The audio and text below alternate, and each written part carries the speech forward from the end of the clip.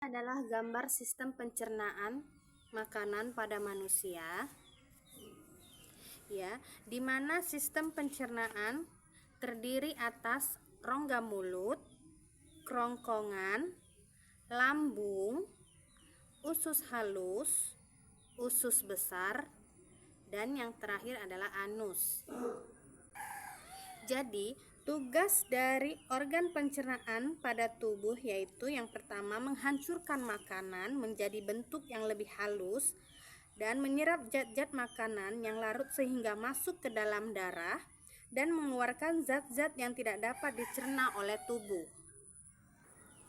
Yang pertama kita bahas tentang rongga mulut, di mana mulut merupakan pintu masuk makanan ke dalam tubuh. Di dalam rongga mulut terjadi pencernaan mekanis dan kimiawi. Bagian yang berfungsi mencerna makanan di rongga mulut adalah gigi, lidah, dan air liur. Jadi gigi dan lidah mencerna makanan secara mekanis, sedangkan air liur mencerna makanan secara kimiawi. Kemudian ada kerongkongan. Kerongkongan adalah bagian saluran pencernaan yang menghubungkan rongga mulut dengan lambung. Kemudian di dalam kerongkongan terjadi gerakan peristaltik, yaitu gerakan meremas-remas yang dilakukan oleh dinding kerongkongan. Jadi gerakan ini berfungsi untuk membuat makanan terdorong masuk ke dalam lambung. Kemudian ada lambung. Lambung terletak di dalam rongga perut sebelah kiri atas. Di dalam lambung, makanan dicerna kembali secara mekanis dan kimiawi. Pencernaan secara mekanis dilakukan oleh dinding otot lambung yang meremas dan mengaduk makanan. Sedangkan pencernaan kimiawi dilakukan oleh getah lambung yang dihasilkan oleh kelenjar getah lambung, di mana getah lambung mengandung enzim pepsin, enzim renin, dan asam klorida, di mana enzim pepsin yang berfungsi untuk memecah protein menjadi pepton. Kemudian renin berfungsi untuk mengendapkan protein susu menjadi kasein. Kemudian ada asam klorida atau HCI berfungsi untuk mengasamkan makanan dan membunuh kuman yang masuk bersama makanan. Kemudian ada usus halus. Usus halus merupakan usus terpanjang dalam salur pencernaan. Di dalam usus halus terdapat beberapa cairan khusus yang membantu penyempurnaan pencernaan makanan.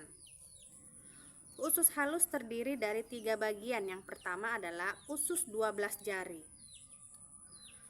di mana usus 12 jari mencerna makanan dengan bantuan getah pankreas dan getah empedu. Di sini getah pankreas dihasilkan oleh kelenjar pankreas. Getah pankreas mengandung beberapa enzim-enzim, yaitu enzim amilase yang berfungsi mengubah zat tepung atau amilum menjadi zat gula atau glukosa. Kemudian ada enzim tripsin berfungsi mengubah pepton menjadi asam amino. Dan yang ketiga ada enzim lipase berfungsi mengubah lemak menjadi asam lemak dan gliserol. Kemudian ada getah empedu yang dihasilkan oleh hati dan disimpan dalam kantong empedu.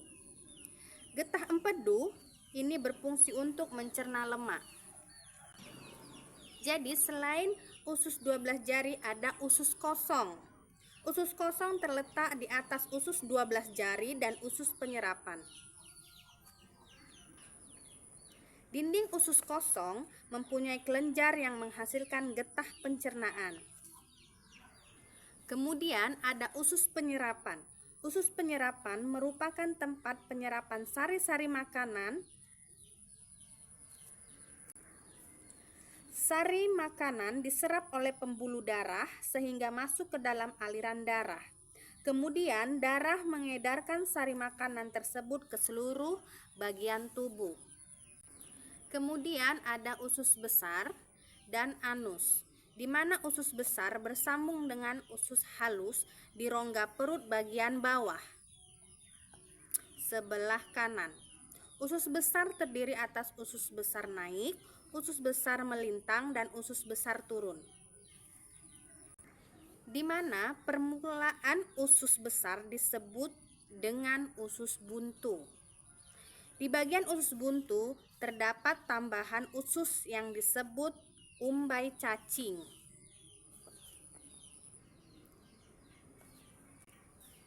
Kemudian bagian akhir usus besar adalah saluran yang bermuara di anus. Usus besar berfungsi untuk menyerap air, vitamin, serta mineral yang terdapat pada sisa-sisa makanan. Kemudian di dalam usus besar juga terjadi proses pembusukan sisa makanan yang dibantu oleh bakteri pembusuk Escherichia coli, di mana proses pembusukan menghasilkan kotoran yang kemudian kotoran dikeluarkan melalui anus. Baik, itu adalah hasil dari penjelasan saya mengenai pencernaan makanan. Terima kasih. Wassalamualaikum warahmatullahi wabarakatuh.